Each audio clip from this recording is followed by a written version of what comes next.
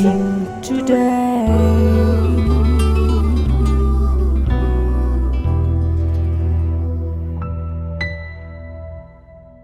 Blessing today കുറിച്ച് പറയുവാണെങ്കിൽ ദൈവത്തിൻ്റെ ആ മഹത്വം വെളിപ്പെടുത്തുന്ന ഒരു ബ്ലെസ്സിങ് തന്നെയാണ്. This program is sponsored by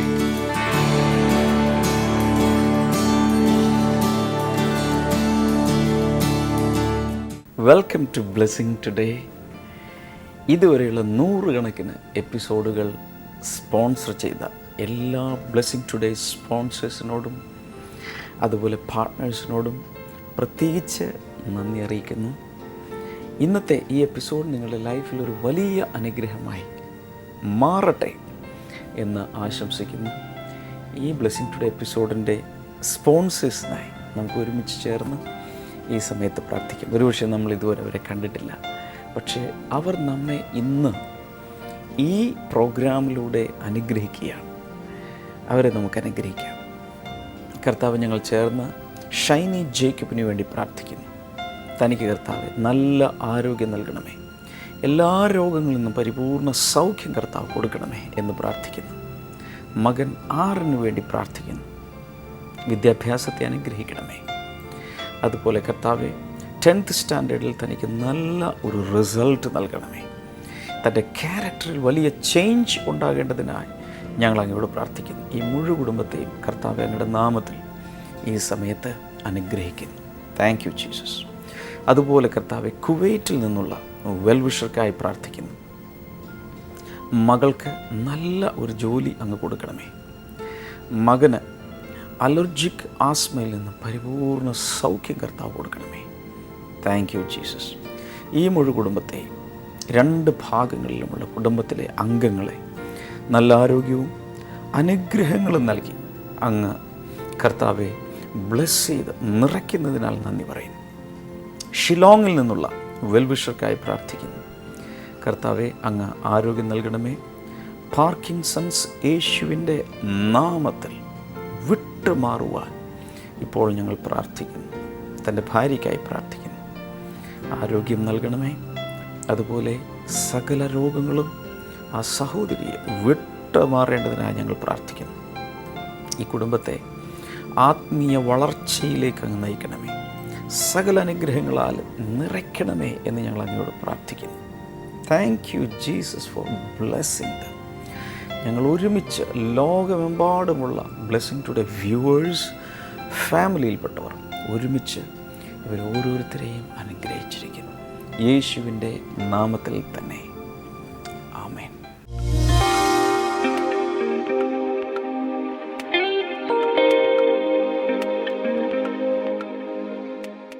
പ്രാർത്ഥിക്കാനിരിക്കുമ്പോൾ ദൈവത്തെ ആദ്യം കുറേ സമയങ്ങൾ സ്തുതിക്കണം. ദൈവത്തെ സ്തുതിച്ചു കഴിഞ്ഞതിന് ശേഷം ആത്മീകമായ കാര്യങ്ങൾ, ദൈവിക രാജ്യം, ദൈവത്തിൻ്റെ ഹിതം നമ്മുടെ ജീവിതത്തിൽ വരാൻ വേണ്ടിയിട്ട് ആത്മീകമായ കാര്യത്തിന് ആദ്യം പ്രാധാന്യം കൊടുത്ത് അപേക്ഷിക്കണം. അതിനുശേഷം ഭൗതികമായ നമ്മുടെ ജോലി, നമ്മുടെ മക്കൾ, നമ്മുടെ കടഭാരങ്ങൾ തുടങ്ങിയുള്ള ഭൗതികമായ ആവശ്യങ്ങൾക്ക് അതിനുശേഷം നാം അപേക്ഷ അർപ്പിക്കണം. അതിനുശേഷം ഭാവിക്ക് വേണ്ടിയിട്ട് ദൈവത്തിൻ്റെ അടുക്കൽ പ്രൊട്ടക്ഷന് വേണ്ടി, കരുതലിന് വേണ്ടിയിട്ട് ദൈവത്തോട് അപേക്ഷിക്കണം. ഒടുവിൽ ദൈവത്തിന് നന്ദി പറഞ്ഞിട്ട് അവസാനിപ്പിക്കണം. ഇതാണ് ഒരു പ്രാർത്ഥനയുടെ മോഡൽ അഥവാ മാതൃക എന്നുള്ളത്. ആ ഒരു മാതൃകയാണ് ലൂക്കോസിന്റെ സുവിശേഷം 1-ാം അധ്യായം അതിൻ്റെ 1 മുതൽ 4 വരെയുള്ള വേദഭാഗങ്ങളിൽ പഠിപ്പിച്ചിട്ടുള്ളത്. എന്നാൽ അതിന് അടുത്തൊരു ഭാഗമുണ്ട്, അതിൻ്റെ 5 മുതൽ അതിൻ്റെ 10 വരെയുള്ള വേദഭാഗങ്ങൾ. പ്രാർത്ഥിച്ച് കഴിയപ്പെട്ട വ്യക്തി അഥവാ മനുഷ്യൻ പിന്നെ എന്താണ് ചെയ്യേണ്ടത്? പലർക്കും ഒരു സംശയമുണ്ട്. ഞാൻ ബ്ലെസ്സിംഗ് ഫെസ്റ്റിവലിൽ വരുന്നു, അല്ലെങ്കിൽ ഞാൻ ബ്ലെസ്സിംഗ് ടുഡേ കാണുന്നു, ബ്ലെസ്സിംഗ് ടുഡേയിലെ പ്രാർത്ഥനയിൽ ഞാൻ പങ്കുകൊള്ളുന്നു, ബ്ലെസ്സിംഗ് ഫെസ്റ്റിവലിൻ്റെ ബ്ലെസ്സിംഗ് സെൻറ്ററിലെ പ്രാർത്ഥനയിൽ പങ്കുകൊണ്ട് ഞാനും ചേർന്ന് പ്രാർത്ഥിക്കുന്നുണ്ട്. ഇനി എന്താണ് ഞാൻ ചെയ്യേണ്ടത്? ഇനി എന്താണ് ഞാൻ അനുബന്ധിക്കേണ്ട കാര്യങ്ങൾ എന്നതിനെക്കുറിച്ച് ചിലർക്കൊക്കെ സംശയമുണ്ടാകാറുണ്ട്. കാരണം പ്രാർത്ഥിച്ച് കഴിഞ്ഞ് പോയിട്ടും അത്ഭുതമൊന്നും കാണുന്നില്ലല്ലോ. ഇനി എന്താണ് ഞാൻ ചെയ്യേണ്ടത്? അതിനുള്ള യേശുവിൻ്റെ വ്യക്തമായ മറുപടി എന്താണ് എന്നതാണ് ഇന്ന് ഞാൻ നിങ്ങളെ പഠിപ്പിക്കാനായിട്ട് പോകുന്നത്. അടുത്തിരിക്കുന്ന ആൾക്ക് കൈ കൊടുത്തിട്ടൊന്ന് പറഞ്ഞാമോ? ആദ്യം യേശുവിനോട് പ്രാർത്ഥിക്കണം. പറയൂ. ആദ്യം ഇനി പ്രാർത്ഥിച്ചു കഴിഞ്ഞാൽ ചില കാര്യങ്ങളുണ്ട്. പറഞ്ഞേ, അതെന്തൊക്കെയാണ് എന്നാണ് ഞാൻ നിങ്ങളെ പഠിപ്പിക്കാൻ പോകുന്നത്. എന്തൊക്കെയാണത്? ലൂക്കോസിന്റെ സുവിശേഷം 11-ാം അധ്യായം അതിൻ്റെ 5 മുതൽ 10 വരെയുള്ള വേദഭാഗങ്ങളിലേക്ക് നാം വരുമ്പോൾ, പ്രാർത്ഥിച്ചു കഴിഞ്ഞതിന് ശേഷം എന്താണ് നാം ചെയ്യേണ്ടത്? So man's part in prayer. പ്രാർത്ഥനയിൽ മനുഷ്യൻ്റെ പങ്ക് എന്താണ്? അതിനുവേണ്ടി യേശു കർത്താവ് ഒരു കഥ അവിടെ പറയുകയാണ്. അതിൻ്റെ 5-ാമത്തെ വചനം ഇപ്രകാരമാണ് വായിക്കുന്നത്. 5-ാമത്തെ വചനം ഒന്ന് ചേർന്ന് വായിക്കാമോ? പിന്നെ യേശു അവരോട് ഇങ്ങനെ പറഞ്ഞു, നിങ്ങളിൽ ഒരാൾക്ക് ഒരു സ്നേഹിതൻ ഉണ്ടെന്നിരിക്കട്ടെ. അവൻ അർദ്ധരാത്രിക്ക് ആ സ്നേഹിതൻ്റെ അടുക്കൽ ചെന്ന് പറഞ്ഞു, സ്നേഹിത, എനിക്ക് 3 അപ്പം വായ്പ തരണം. എൻ്റെ കൂട്ടുകാരൻ വഴിയാത്രയിൽ എൻ്റെ അടുക്കൽ വന്നിരിക്കുന്നു. അവന് വിളമ്പിക്കൊടുക്കുവാൻ എൻ്റെ പക്കൽ ഒന്നുമില്ല. നോക്കൂ, യേശു കർത്താവ് ഒരു കഥ പറയുകയാണ്. നിങ്ങൾക്ക് ഒരു സ്നേഹിതൻ ഉണ്ടെന്നിരിക്കട്ടെ. അവൻ അർദ്ധരാത്രിക്ക് ആ സ്നേഹിതൻ്റെ അടുക്കൽ ചെന്ന് പറയുകയാണ്. 2 കൂട്ടുകാരുടെ കഥയാണ്. ഒരു കൂട്ടുകാരൻ മറ്റൊരു കൂട്ടുകാരൻ്റെ വീട്ടിൽ നട്ടപ്പാതിരയ്ക്ക് ചെന്നിട്ട് ഒരു ആവശ്യം ഉന്നയിക്കുകയാണ്. എത്ര പേര് ഈ കഥ കേൾക്കുന്നുണ്ട്? ഓക്കെ, ആവശ്യം എന്താണെന്ന് അവിടെ എഴുതിയിട്ടുണ്ട്. ആവശ്യം അദ്ദേഹം പറയുകയാണ്, കൂട്ടുകാരാ, എനിക്ക് 3 അപ്പം വായ്പ തരണം. എന്താണ്? 3 അപ്പം എന്തായിട്ട് തരണം? വായ്പ തരണം. നമ്മൾ സാധാരണ ഭക്ഷണ സാധനങ്ങളൊന്നും വായ്പ കൊടുക്കാറില്ല. പക്ഷെ അന്നത്തെ കാലത്ത് ഇതൊക്കെ വായ്പയായിട്ട് ചെയ്യുമായിരുന്നു. അതുകൊണ്ട് 3 അപ്പം വായ്പ തരണം. പിന്നീട് ഞാൻ ആ 3 അപ്പം നിനക്ക് തിരിച്ചു തന്നുകൊള്ളാം. നീ എനിക്ക് 3 അപ്പം വായ്പ തരണം. ഈ അപ്പം ഞാൻ വാങ്ങുന്നത് എനിക്ക് വേണ്ടിയിട്ടല്ല. അതിൻ്റെ കാരണം അവിടെ 6-ാമത്തെ വചനത്തിൽ എഴുതിയിട്ടുണ്ട്. എൻ്റെ ഒരു കൂട്ടുകാരൻ വഴിയാത്രയിൽ എൻ്റെ അടുക്കൽ വന്നിരിക്കുന്നു. അവന് വിളമ്പിക്കൊടുക്കാൻ എൻ്റെ പക്കലൊന്നുമില്ല. അപ്പോൾ ഒരു കൂട്ടുകാരൻ്റെ വീടിൻ്റെ വാതിക്കൽ ചെന്നിട്ട് ഇദ്ദേഹം ആവശ്യപ്പെടുന്നത്, എൻ്റെ വേറൊരു കൂട്ടുകാരൻ, നീ അല്ലാത്ത മറ്റൊരു കൂട്ടുകാരൻ കൂടെ എനിക്കുണ്ട്. ആ കൂട്ടുകാരൻ തൻ്റെ വഴിയാത്രയുടെ ഇടയ്ക്ക് വെച്ച് എൻ്റെ വീട്ടിൽ രാത്രി കിടക്കാൻ വേണ്ടി വന്നിരിക്കുകയാണ്. എൻ്റെ വീട്ടിൽ ഇപ്പോൾ അദ്ദേഹത്തിന് കൊടുക്കാൻ അത്താഴമൊന്നുമില്ല. അതിനു വേണ്ടിയിട്ട് നീ ഒരു ഉപകാരം ചെയ്യണം. 3 അപ്പം എനിക്ക് വായ്പ തരണം. കാരണം എൻ്റെ കയ്യിൽ ഒന്നും ഇല്ല. 7-ാമത്തെ വചനം വായിക്കാമോ? അപ്പോൾ അകത്തുള്ളവൻ എന്നെ പ്രയാസപ്പെടുത്തരുത്. അപ്പോൾ അകത്തുള്ള കൂട്ടുകാരൻ പറയുന്ന കാര്യമാണ് അവിടെ എഴുതിയിരിക്കുന്നത്. കൂട്ടുകാരനാണ്. ആ കൂട്ടുകാരൻ പറയുന്നത് കേൾക്കുമ്പോൾ നമുക്ക് സങ്കടം വന്നു പോകും. ഇങ്ങനെയുണ്ടോ കൂട്ടുകാർ എന്ന് നമ്മൾ ചിന്തിച്ചു പോകും. അവിടെ എഴുതിയിരിക്കുകയാണ്, എന്നെ പ്രയാസപ്പെടുത്തരുത്. അടുത്തത്, വാതിൽ അടച്ചുപോയി. എൻ്റെ കുട്ടികൾ എന്നോട് കൂടെ കിടക്കുന്നു.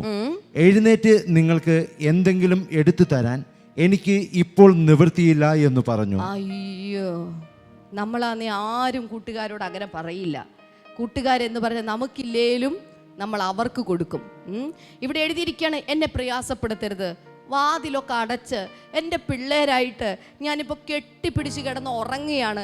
ഇനി ഈ കെട്ടിപ്പിടിച്ച് കിടക്കുന്ന ഈ കുട്ടികളെ ഞാനിപ്പോൾ എഴുന്നേറ്റ് കഴിഞ്ഞാൽ എൻ്റെ കുട്ടികളും എഴുന്നേൽക്കും. അതുകൊണ്ട് ഇപ്പോൾ എനിക്ക് ഈ അപ്പം ഒന്നും എഴുന്നേറ്റ് തരാനായിട്ട് എനിക്ക് നിവൃത്തിയില്ല എന്ന് പറഞ്ഞു. 8-ാമത്തെ വചനം, ഞാൻ നിങ്ങളോട് പറയട്ടെ, ഒരു സ്നേഹിതൻ എന്ന നിലയിൽ അവൻ എഴുന്നേറ്റ് അയാൾക്ക് അപ്പം കൊടുത്തില്ലെങ്കിൽ പോലും ആ മനുഷ്യൻ്റെ നിർബന്ധം നിമിത്തം എഴുന്നേൽക്കുകയും അയാൾക്ക് ആവശ്യമുള്ളിടത്തോളം കൊടുക്കുകയും ചെയ്യും. അവിടെ പറയാം. അപ്പൊ യേശു കർത്താവാണ് അടുത്ത സ്റ്റേറ്റ്മെന്റ് അവിടെ പറയുന്നത്. അടുത്ത കാര്യം അവിടെ യേശു പറയുകയാണ്, അവൻ സ്നേഹിതൻ എന്ന നിലയിൽ എഴുന്നേറ്റ് അപ്പം കൊടുത്തില്ലെങ്കിൽ പോലും ആ മനുഷ്യൻ്റെ കൂട്ടുകാരൻ്റെ നിർബന്ധം നിമിത്തം എഴുന്നേൽക്കുകയും അയാൾക്ക് ആവശ്യമുള്ളിടത്തോളം കൊടുക്കുകയും ചെയ്യും. 9-ാമത്തെ വചനം, അതുകൊണ്ട് ഞാൻ നിങ്ങളോട് പറയുന്നു, ചോദിക്കുവിൻ എന്നാൽ നിങ്ങൾക്ക് ലഭിക്കും,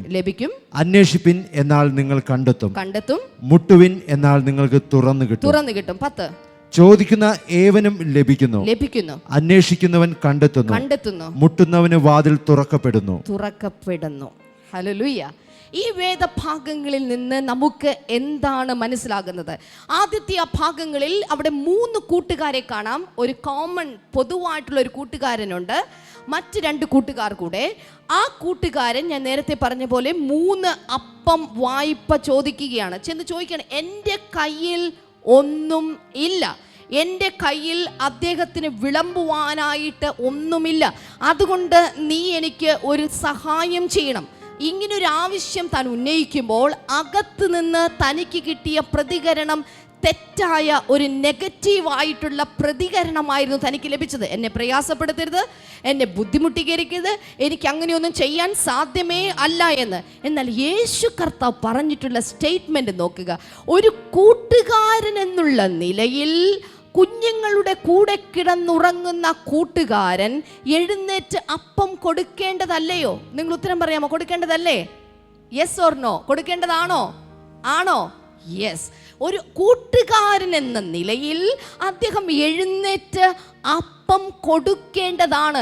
കൊടുത്തില്ലെങ്കിൽ പോലും, കൊടുക്കേണ്ടതാണ് മര്യാദ അനുസരിച്ച്, പക്ഷെ കൊടുത്തിട്ടില്ലെങ്കിൽ പോലും, ആ ഒരു മര്യാദ പോലും കാണിച്ചിട്ടില്ലെങ്കിൽ പോലും ഈ മനുഷ്യൻ തൻ്റെ കൂട്ടുകാരന് വേണ്ടി വാതിൽക്കൽ വീണ്ടും വീണ്ടും, എന്നാലും ഒന്ന് എഴുന്നേക്കടാ, എന്നാലും എനിക്കൊന്ന് താടാ, എൻ്റെ കൂട്ടുകാരനെ എനിക്ക് വിഷമിപ്പിക്കാൻ പറ്റില്ല, അയാളെ എനിക്ക് സങ്കടപ്പെടുത്താൻ പറ്റില്ല, അയാളെ പട്ടിണി കിടത്താൻ പറ്റില്ല എന്ന് ആവർത്തിച്ച് അപേക്ഷിക്ക നിമിത്തം, തൻ്റെ വാതിലിൽ മുട്ടിക്കൊണ്ടിരിക്ക നിമിത്തം യേശു കർത്താവ് പറയുന്നു, ആ മനുഷ്യൻ്റെ നിർബന്ധം നിമിത്തം, ചേർന്ന് പറഞ്ഞ നിർബന്ധം, ഉറക്കെ പറയാമോ? നിർബന്ധം. നിർബന്ധം നിമിത്തം അയാൾ എഴുന്നേൽക്കുകയും ആവശ്യമുള്ളിടത്തോളം അപ്പം കൊടുക്കുകയും ചെയ്യും. ഹല്ലേലൂയ. എന്താണ് അതിൽ നിന്ന് മനസ്സിലായത്? ദൈവത്തിൻ്റെ സന്നിധിയിൽ നാം അപേക്ഷകൾ അർപ്പിക്കുമ്പോൾ ദൈവം നമ്മുടെ പിതാവായിരിക്കുന്നത് കൊണ്ട് അവനത് മുഴുവൻ നൽകിത്തരുവാൻ ബാധ്യസ്ഥനാണ്.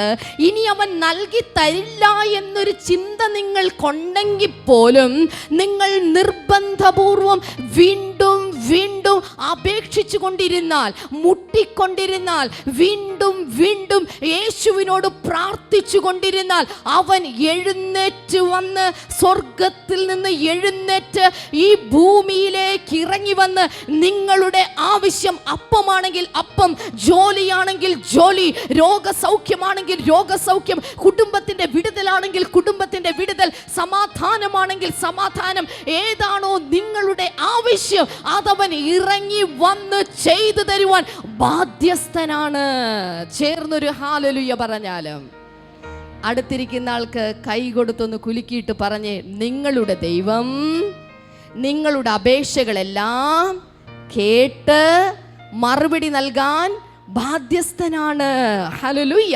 എന്നാൽ പലപ്പോഴും മനുഷ്യന് സംഭവിക്കുന്ന അബദ്ധം എന്നുള്ളത്, മനുഷ്യൻ ഒരു പ്രാവശ്യം എനിക്ക് 3 അപ്പം വേണം, എനിക്ക് ഇന്നത് വേണം, ഇന്നത് നടക്കണം എന്നുള്ളൊരു പ്രാർത്ഥന പ്രാർത്ഥിച്ചേച്ച് അവരങ്ങ് മടങ്ങിപ്പോകും. പിന്നെ ബാക്കി കർത്താവ് എനിക്കങ്ങ് തന്നുകൊള്ളണം എന്നുള്ള തോന്നലാണ് പലപ്പോഴും ജീവിക്കുന്നത്. എന്നാൽ ദൈവത്തിൻ്റെ വചനം പറയുന്നു, പ്രാർത്ഥിച്ചു കഴിഞ്ഞാൽ, സ്വർഗസ്ഥനായ പിതാവിൻ്റെ പ്രാർത്ഥന പഠിപ്പിച്ചു, ആ പ്രാർത്ഥനയ്ക്ക് ശേഷമായിട്ട് ഓരോ വ്യക്തിയും ദൈവം അത്ഭുതം എനിക്ക് ചെയ്യും, എനിക്ക് വേണ്ടി ചെയ്യും. അവൻ്റെ വാതിൽ എനിക്ക് വേണ്ടി തുറക്കും, സ്വർഗം എനിക്ക് വേണ്ടി തുറക്കും, അവൻ എഴുന്നേറ്റ് വരും, എനിക്ക് വേണ്ടത് മുഴുവൻ, ആവശ്യമുള്ളത് മുഴുവൻ എനിക്ക് നൽകിത്തരും എന്ന വിശ്വാസത്തോടെ വീണ്ടും യേശുവിൻ്റെ മുൻപിൽ ധൈര്യത്തോടെ വിട്ടുമാറാതെ നിൽക്കുമ്പോഴാണ് അത്ഭുതങ്ങൾ എല്ലാ കാലത്തും നമുക്ക് കാണുവാൻ സാധിക്കുന്നത്. ചേർന്നൊരു ഹല്ലേലൂയ പറഞ്ഞാലും ഹല്ലേലൂയ.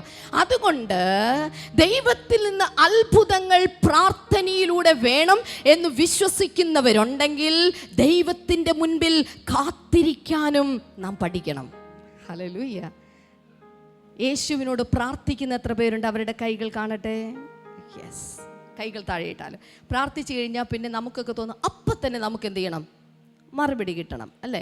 സാധാരണ ഞാൻ പറയുന്നൊരു കാര്യമാണ്, ഇന്ന് കുഞ്ഞുങ്ങളില്ലാത്ത ദമ്പതികൾ ഇവിടെ ഉണ്ടെങ്കിൽ കർത്താവ് നിങ്ങൾക്ക് കുഞ്ഞുങ്ങൾ നൽകട്ടെ എന്ന് ഞാൻ പ്രാർത്ഥിക്കുന്നു.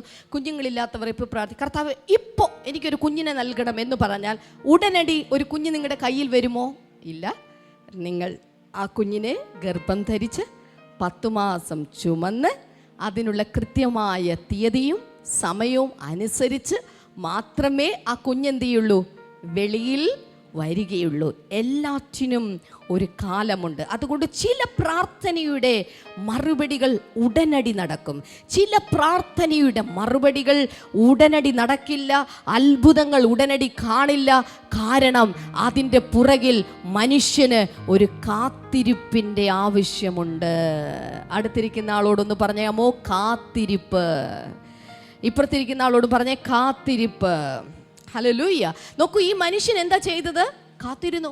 അയാൾ വാതിൽ തുറക്കുന്നത് വരെയും അപ്പം കൊടുക്കുന്നത് വരെയും, നീ ഇല്ലെങ്കിൽ പോടാ, ഞാൻ വേറെ ആളെ നോക്കിക്കോളാമടാ എന്ന് പറഞ്ഞിട്ട് അയാൾ തിരിച്ചു പോയില്ല.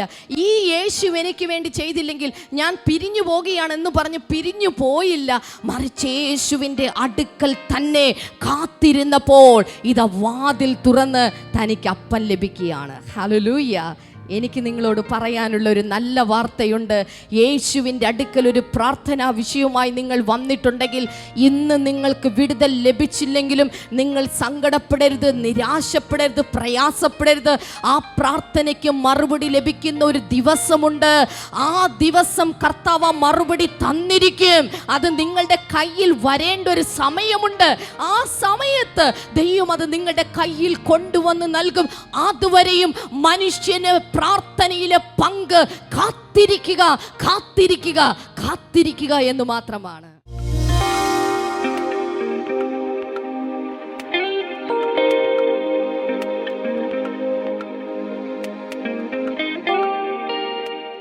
ഈ സിസ്റ്ററിൻ്റെ പേര് വാസന്തി എന്നാണ്. സിസ്റ്റർ പറഞ്ഞത് ഇങ്ങനെയാണ്, തനിക്ക് ഏകദേശം 10-12 വർഷത്തോളമായിട്ട് ഇവർക്ക് സ്ഥലത്തിൻ്റെ പ്രശ്നമുണ്ടായിരുന്നു.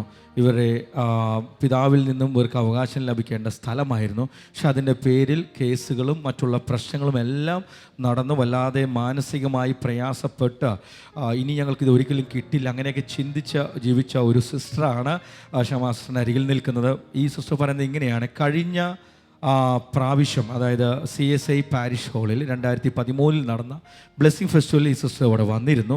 ആ സമയത്ത് എൻ്റെ പ്രാർത്ഥനാ ഡയറി എന്ന് പറയുന്ന നമ്മുടെ പ്രാർത്ഥനാ ഡയറിയുടെ മലയാളം പതിപ്പ് പുസ്തകം വാങ്ങിച്ചിരുന്നു. എന്നിട്ട് ഈ സിസ്റ്റർ ചെയ്തത്, അതിൻ്റെ ഏറ്റവും പുറകിൽ ഇതിൽ ഇങ്ങനെയാണ് എഴുതി വെച്ചത്. ഒന്ന്, അത് 28/10/13 എഴുതി വെച്ചിരിക്കുന്നത്, വീടിൻ്റെ സകല എല്ലാ അറ്റകുറ്റപ്പണികളും ഉടനെ തീരണം. അതുമാത്രമല്ല അതേ ഡേറ്റിൽ തന്നെ വേറൊന്ന് എഴുതി വെച്ചു, പിതാവിൻ്റെ ഉടമസ്ഥതയിലുള്ള മാമ്പറ കോളനിയിലെ 11 സെൻറ്റ് സ്ഥലം ഉടനെ വിൽപ്പന നടക്കണം, അതിൻ്റെ എല്ലാ കാര്യങ്ങളും ശരിയാകണമെന്ന് പറഞ്ഞ് ഈ പ്രാർത്ഥനാ ഡയറിയിൽ എഴുതി വെച്ചു, പ്രാർത്ഥിച്ചു.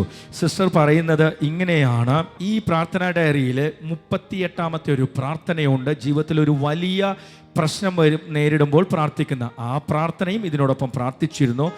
അതുകൂടാതെ വേറൊരു പ്രാർത്ഥന 44ാമത്തെ പേജിൽ, ജീവിതത്തിൽ ഒരു പരാജയം സംഭവിക്കാൻ പോകുമ്പോൾ എങ്ങനെ അതിൽ നിന്ന് പുറത്ത് കിടക്കണമെന്നുള്ളൊരു പ്രാർത്ഥനയുണ്ട്. അങ്ങനെ 38ാമത്തെ പ്രാർത്ഥനയും 44ാമത്തെ പ്രാർത്ഥനയും ഈ സിസ്റ്റർ പ്രാർത്ഥിക്കുമായിരുന്നു. ഇങ്ങനെയാണ് പറയുന്നത്, നമ്മുടെ ദൈവം വേഗത്തിൽ നമ്മുടെ പ്രാർത്ഥന കേട്ട് അനുഗ്രഹിക്കുന്ന ദൈവമാണ്.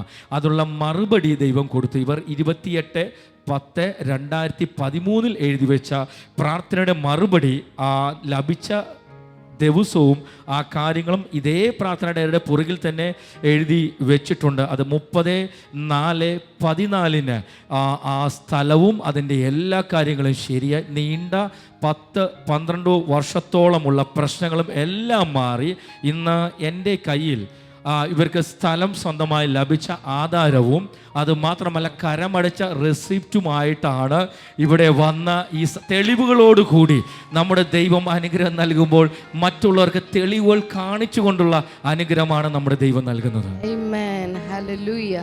ആധാരത്തിൻ്റെ കോപ്പി, വഴിയാധാരവും സകലതുമായിട്ട് കർത്താവ് പ്രാർത്ഥന കേട്ടതിൻ്റെ തെളിവുമായിട്ടാണ് ഈ സഹോദരി. അപ്പൻ്റെ പേരിലുള്ളതാണിത്. ഇത് ചേച്ചിയുടെ എൻ്റെയും കൂടെ പേരിൽ 18-ാം തീയതി കരമടച്ച റെസീറ്റ് അടക്കം എല്ലാം കൂടെ ലഭിച്ചു. ഹല്ലേലൂയ. ഇത് പറഞ്ഞുകൊണ്ടിരിക്കുമ്പോൾ ഇതുപോലെ തന്നെ പ്രശ്നം അനുഭവിക്കുന്ന ആരെങ്കിലും ഇവിടെ ഉണ്ടെങ്കിൽ നിങ്ങൾക്ക് ഉറച്ചു വിശ്വസിക്കാം, കർത്താവിന് അത്ഭുതകരമായി ഭൂമിയുടെ കാര്യത്തിൽ അത്ഭുതകരമായ ഒരു വിടുതൽ നിങ്ങൾക്ക് നൽകാൻ സാധിക്കും. കാരണം ബൈബിൾ പറയുന്ന ഭൂമിയും അതിൻ്റെ പൂർണ്ണതയും യഹോവയ്ക്കുള്ളതാകുന്നു. ഹല്ലേലൂയ. കർത്താവെ, അങ്ങ് ഈ മകൾക്ക് കൊടുത്ത ഈ വലിയ അനുഗ്രഹത്തിനായി നന്ദി. ഈ അനുഗ്രഹങ്ങൾ തൻ്റെ ജീവിതത്തിൽ വലിയ വിടുതലുകൾക്കും കർത്താവെ അനേകരുടെ മുൻപിൽ സാക്ഷ്യമായി തീരുവാനും ദൈവമേ കൊടുത്ത അവസരത്തിനായി നന്ദി. ഇനിയും കർത്താവിൽ നിന്ന് വലിയ അനുഗ്രഹങ്ങൾ പ്രാപിച്ചെടുക്കുവാൻ അങ്ങ് കൃപ ചൊരിയണമേ. യേശുവിൻ്റെ നാമത്തിൽ തന്നെ ചേർന്ന് ആമേൻ പറഞ്ഞാലും.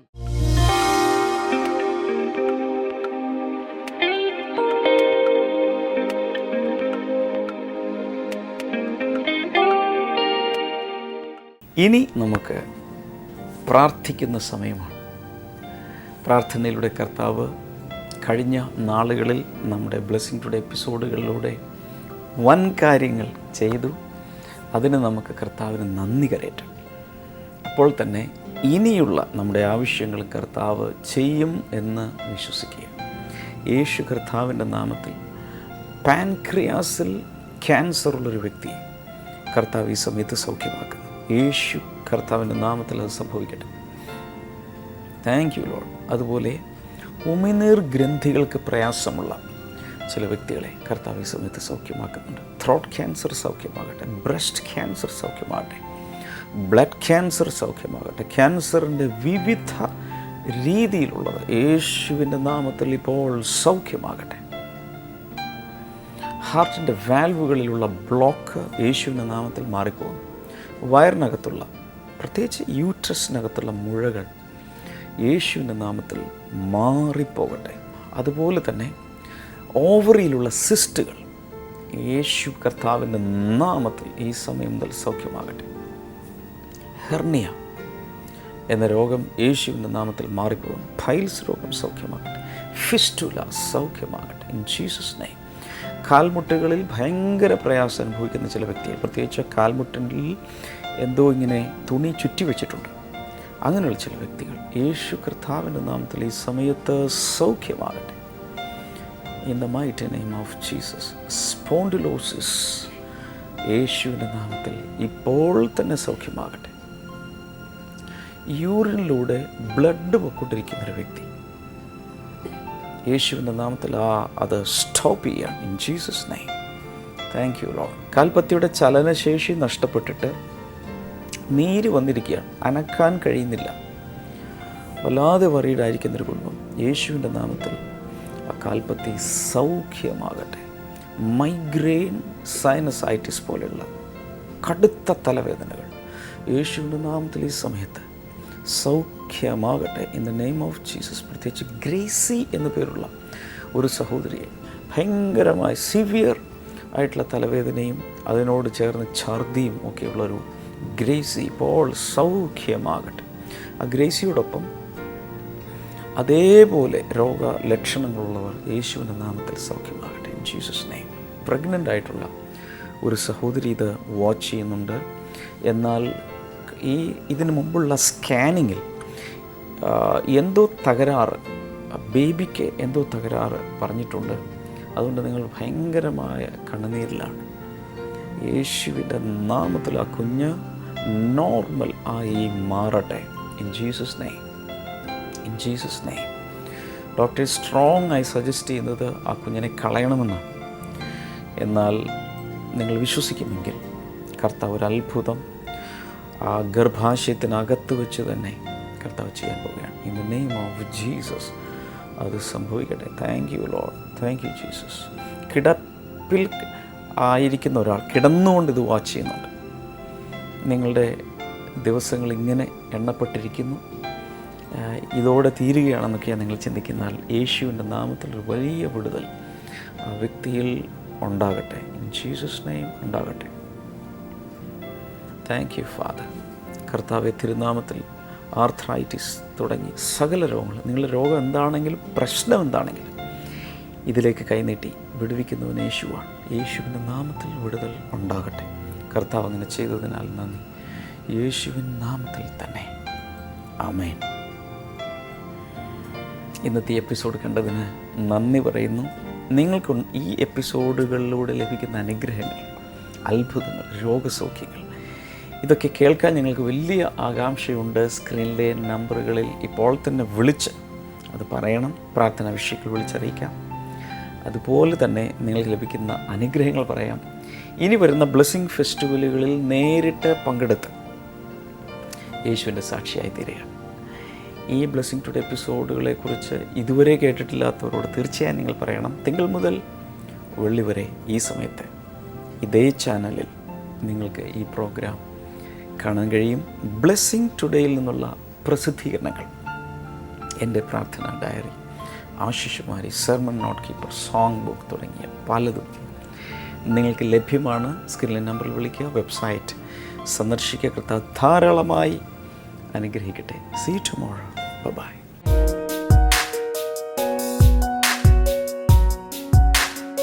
ബൈബിൾ ആൻഡ് ന്യൂയിലേക്ക് വീണ്ടും സ്വാഗതം. ഇന്നത്തെ ചോദ്യം ഇതാണ്: യഹൂദന്മാരെല്ലാവരും റോമ നഗരം വിട്ടുപോകണമെന്ന് കൽപ്പിച്ചത് ആര്? Who commanded all the Jews to depart from Rome? Options: A. Crispus, B. Publius, C. Claudius, and D. Julius. നിങ്ങളുടെ ഉത്തരങ്ങൾ 9645221221 എന്ന നമ്പറിലേക്ക് SMS ചെയ്യുക. ചെയ്യേണ്ട format BT space ABC or D space നിങ്ങളുടെ പേരും പൂർണ്ണ മേൽവിലാസവും. ശരിയുത്തരം നൽകുന്നവർക്ക് OM ബോക്സ് നൽകുന്ന നല്ല നല്ല സമ്മാനങ്ങൾ ഞങ്ങൾ അയച്ചു തരുന്നതാണ്.